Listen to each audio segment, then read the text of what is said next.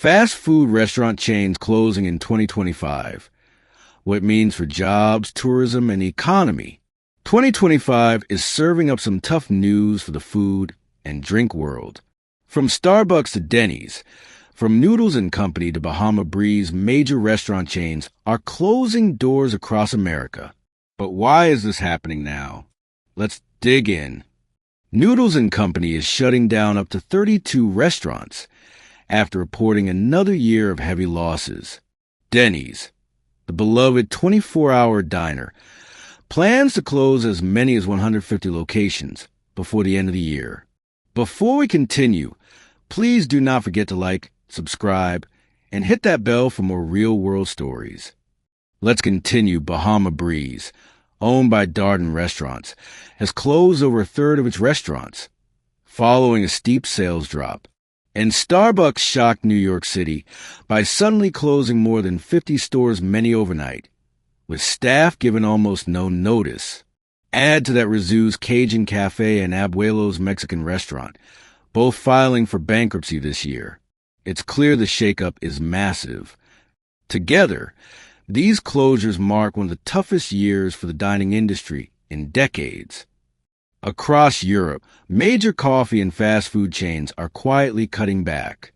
Starbucks has reduced operations in the UK, France, and Germany, citing energy costs and declining commuter traffic.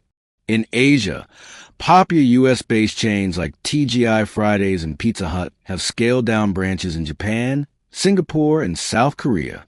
Even in Africa and the Middle East, where Western brands once expanded rapidly, several outlets have closed due to import costs and currency devaluation.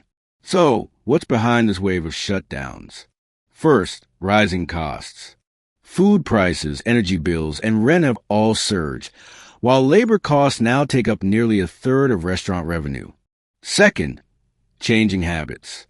More people are working from home, ordering online, or cutting back on dining out to save money. Foot traffic in downtown areas has dropped sharply. And third, debt and weak profits.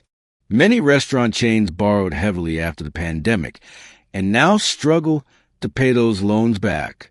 Closing underperforming stores has become their only path to survival. Every closure means layoffs cooks, servers, cleaners, and delivery drivers suddenly out of work.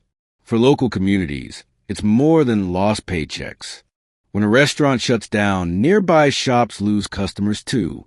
Cities collect less in tax revenue, and neighborhoods lose their social hubs, those casual, comfortable spaces where people meet and connect.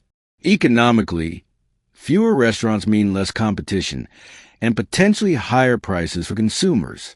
Socially, it widens the gap between big corporate chains and small, local eateries fighting to stay open.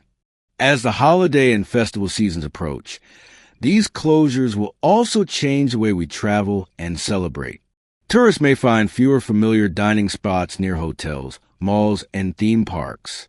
Local festivals that relied on chain restaurant partnerships could see fewer food options or higher prices. As the holiday and festival seasons approach, these shutdowns could reshape how we travel and celebrate. But this change also opens doors, giving travelers a chance to explore authentic, local food cultures, family-owned restaurants, and street vendors. Supporting them isn't just about good meals. It's about keeping local economies alive during the busiest season of the year. So, which restaurant closure surprised you the most? And how do you think this will affect your next holiday trip or dining experience? Drop your thoughts in the comments below, and don't forget to like, subscribe, and hit that bell for more real-world stories.